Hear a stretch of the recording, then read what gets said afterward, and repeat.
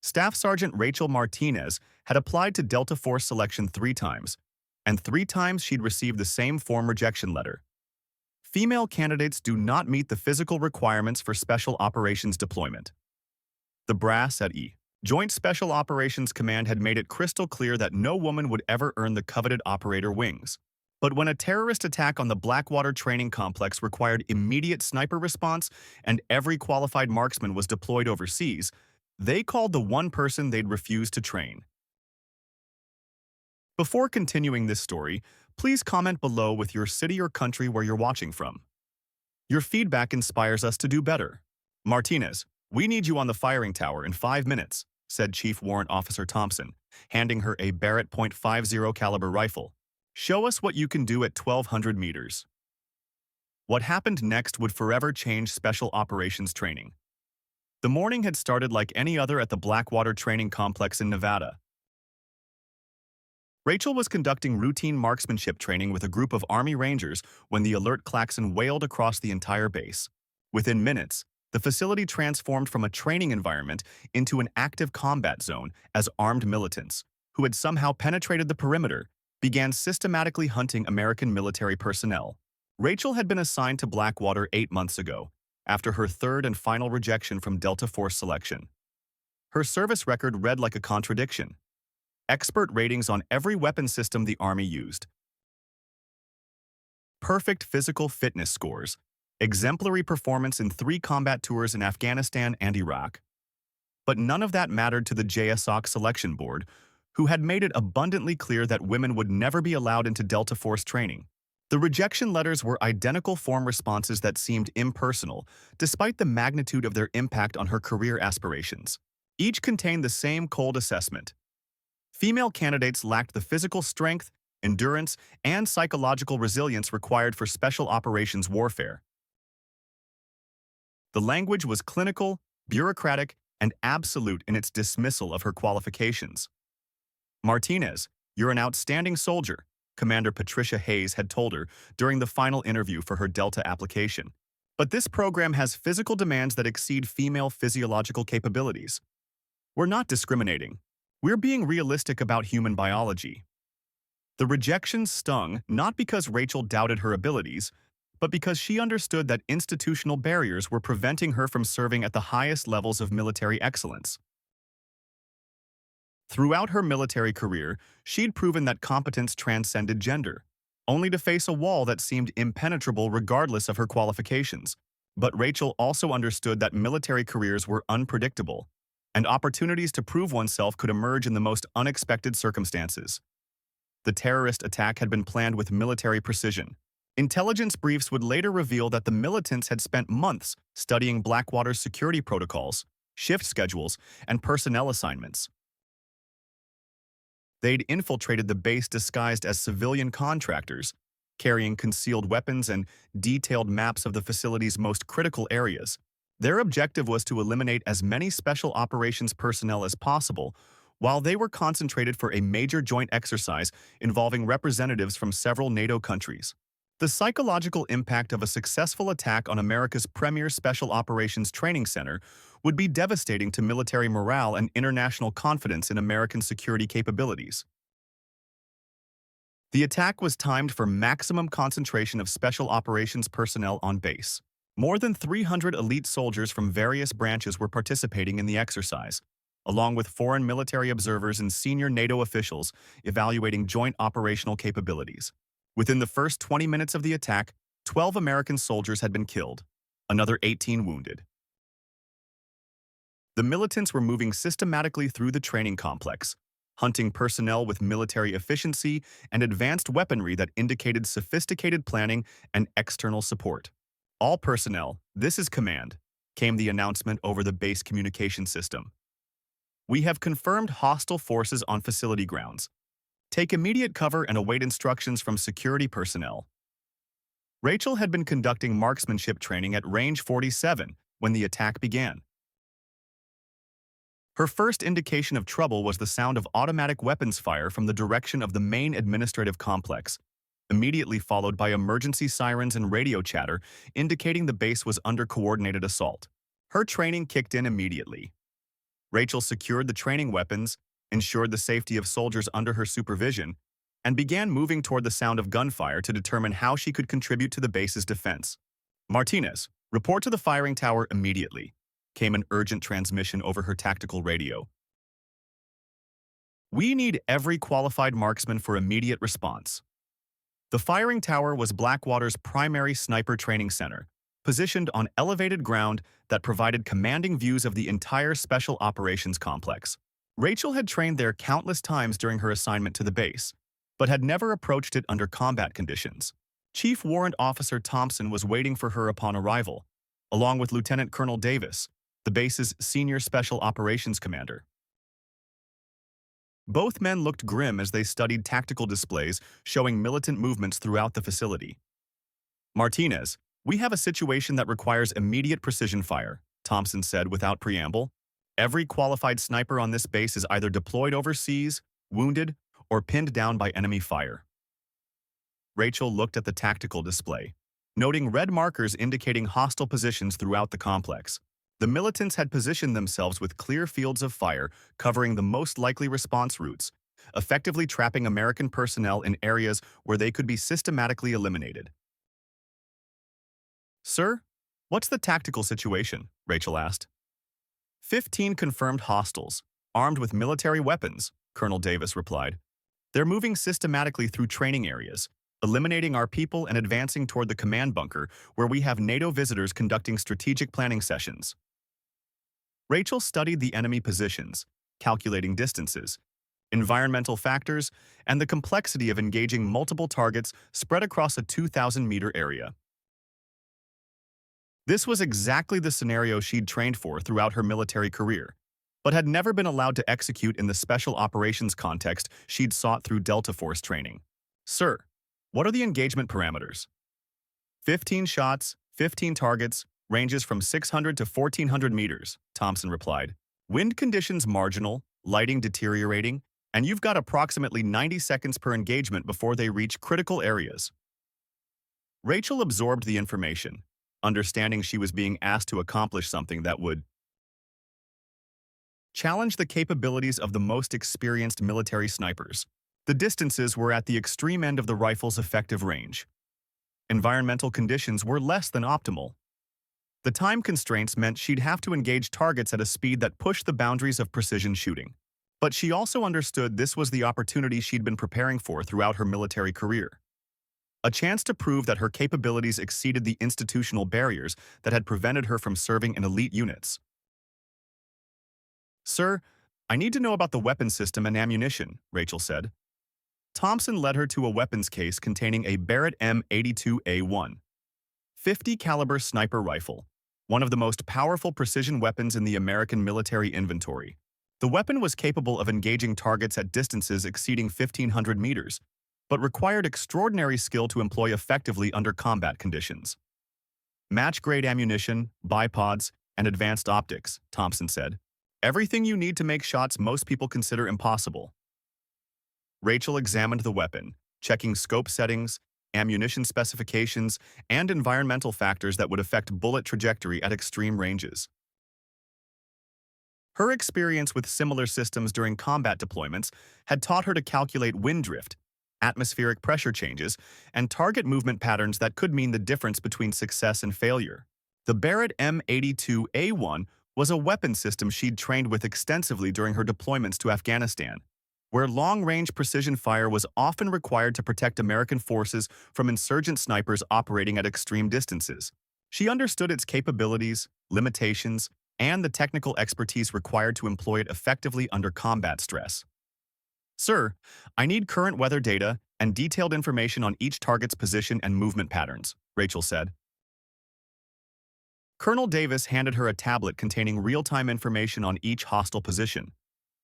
Rachel studied the information methodically, understanding that successful engagement would require her to think like both a sniper and a tactical analyst. Target number 1 was positioned on the roof of the administrative building, 847 meters from the firing tower. The militant was armed with a scoped rifle and had clear fields of fire covering the main approach routes to the command bunker. Wind conditions would require compensation of approximately 8 inches to the left. Target number 2 was located in a second-floor window of the logistics building, 1,127 meters distance. This position commanded the helicopter landing zone, where medical evacuations were attempting to remove wounded personnel. The range required maximum precision to avoid collateral damage to nearby American forces. Rachel continued her analysis, calculating engagement sequences that would neutralize the most dangerous threats first, preventing remaining militants from repositioning to more advantageous locations.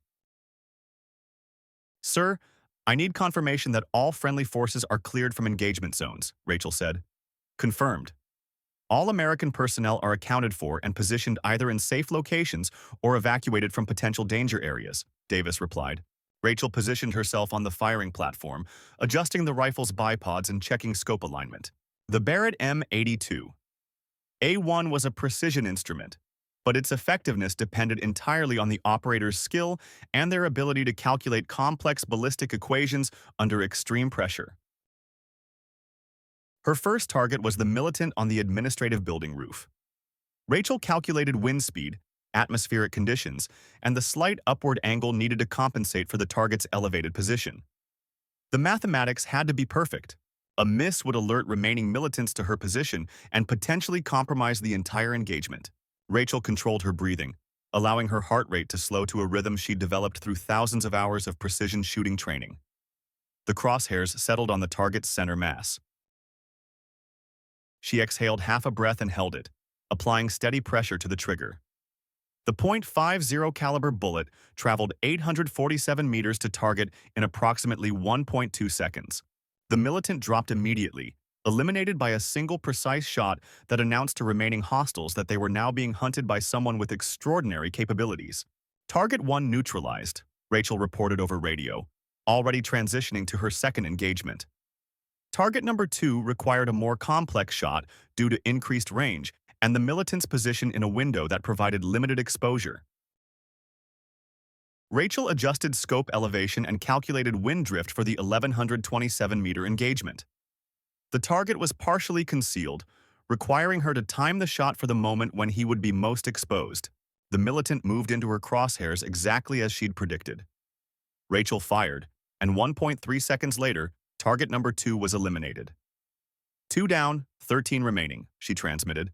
Over the next 20 minutes, Rachel systematically engaged each hostile position with shots that demonstrated precision shooting capabilities bordering on supernatural. Each target required complex calculations that accounted for range, wind conditions, atmospheric pressure, and target movement patterns. Target number 3, 1,230 meters. Moving target, crosswind 12 miles per hour, eliminated with a single shot that caught the militant mid-stride. Target 4, 956 meters, partially concealed position. Required precise timing to avoid hitting concealing material. Neutralized during a 3-second window of opportunity. Target 5, 1,387 meters. Maximum effective range, deteriorating light conditions, eliminated with a shot that pushed the boundaries of both weapon system and human capabilities. Each successful engagement was met with radio confirmations from American personnel who had been pinned down by the militants. Rachel's precision shooting was systematically dismantling the terrorist attack and saving the lives of soldiers who had been trapped in kill zones throughout the facility. "Martinez, you're doing impossible work out there," Colonel Davis transmitted after her 8th successful engagement. 7 targets remaining. Rachel was entering the most difficult phase of the engagement. The remaining militants had realized they were being systematically eliminated by a precision shooter and had begun taking cover in positions that made targeting extremely challenging. Target 9 was positioned in a basement window of the supply building, requiring Rachel to thread her shot through a gap barely 12 inches wide at a distance of 1,889 meters. The angle was steep, target exposure minimal, and margin for error non-existent. Rachel calculated the shot geometry, accounting for the steep downward angle and how it would affect bullet trajectory. She waited until the militant moved into the narrow window of engagement opportunity, then fired. The shot was perfect, eliminating the target through precision that would challenge the most capable snipers in the world. 9 down, 6 remaining, she reported. The final 6 targets had concentrated in positions that provided mutual covering fire, minimizing their exposure to the rifle. Rachel understood she would need to engage them in rapid sequence to prevent survivors from repositioning or escaping to continue their attack elsewhere on the base. Target 10 was positioned behind partial cover at 1,156 meters. Rachel's shot had to account for wind conditions that had shifted during the engagement, requiring her to adjust her calculations in real time. Target 11 required precise timing to catch the militant during a 3-second movement between covered positions at a range of 1,034 meters. Target 12 was the most challenging yet. A moving target at 1,298 meters who was using tactical movement techniques indicating military training. Rachel engaged each target with methodical precision, demonstrating shooting capabilities that exceeded what most military personnel would consider possible under combat conditions. 3 targets remaining, Colonel Davis transmitted. Outstanding work, Martinez. The final 3 militants had realized their mission was failing and were attempting to escape through the base's eastern perimeter.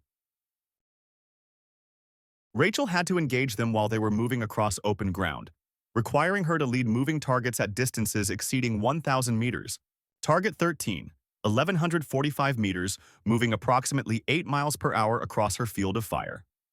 Rachel calculated the necessary lead time and placed her shot exactly where the militant would be when the bullet arrived. Perfect hit. Target 14, 1,287 meters, moving target using cover and concealment techniques. Rachel waited for the moment when the militant would be most exposed, then delivered a shot that eliminated the threat with surgical precision. Target 15, 1,356 meters range, moving target in deteriorating light conditions. This was the shot that would determine whether Rachel had accomplished something unprecedented in modern military history. Rachel calculated every variable that would affect bullet trajectory over the distance of 1,356 meters to target. Wind speed and direction, atmospheric pressure changes, slight downward angle, target speed and direction of movement. She controlled her breathing, allowing her physiological systems to achieve the perfect stillness that precision shooting demanded. The crosshairs tracked the moving target, calculating the exact moment when all variables would align for successful engagement. Rachel exhaled, held her breath, and squeezed the trigger. The bullet traveled 1.4 seconds to find its target, eliminating the final militant with a shot that would be analyzed and studied by military marksmanship experts for years to come. All targets neutralized, Rachel transmitted. Threat eliminated. The silence that followed was broken by cheers from American personnel throughout the facility who had been trapped by the militant attack. Rachel had single-handedly neutralized a coordinated terrorist assault using precision shooting capabilities that demonstrated mastery of skills the military claimed women could not develop. Colonel Davis arrived at the firing tower 20 minutes later, accompanied by Chief Thompson and several other senior officers who had witnessed Rachel's performance through observation scopes and radio communications. Martinez, what you just accomplished will be studied in military academies for decades, Davis said. 15 consecutive hits at extended range under combat conditions, many at distances that challenged the theoretical limits of the weapon system. Rachel secured the Barrett rifle, ensuring it was safe and properly maintained. After the extended engagement, her focus remained professional despite the magnitude of what she'd just achieved. Sir, I was doing my job. American personnel were under attack, and I had the training and equipment necessary to neutralize the threat. Thompson studied the engagement data that had been recorded during the firefight. Martinez, you just demonstrated shooting capabilities that exceed what we expect from our most experienced special operations snipers. Every shot was perfect. 0 misses, 0 collateral damage. Mission accomplished with minimal resources. The statistical analysis of Rachel's performance would become legendary in military circles. 15 shots fired over a period of 47 minutes. 15 targets eliminated at ranges from 847 to 1,356 meters. 0 misses, 0 collateral damage incidents. Perfect execution under combat conditions that would challenge the most experienced military snipers in the world. Her performance was recorded by multiple surveillance systems, creating documentation that would be studied by military training experts, ballistic specialists, and tactical analysts for years. The engagement represented a masterclass in precision shooting that demonstrated capabilities most people considered theoretically impossible. 3 hours later, Rachel found herself in a secure briefing room with Colonel Davis and a secure video connection to the Pentagon, where senior military leadership was reviewing the engagement data and discussing its implications for special operations training, doctrine, and gender integration policies. Staff Sergeant Martinez, came a voice from the Pentagon connection. This is Admiral Richardson, Commander of Joint Special Operations Command. I understand you previously applied for Delta Force training? Yes, sir. 3 applications, 3 rejections based on physical fitness requirements. Staff Sergeant, I've reviewed your performance data from today's engagement. You demonstrated precision shooting capabilities that exceed what we typically see from qualified Delta operators. You accomplished something most people consider impossible.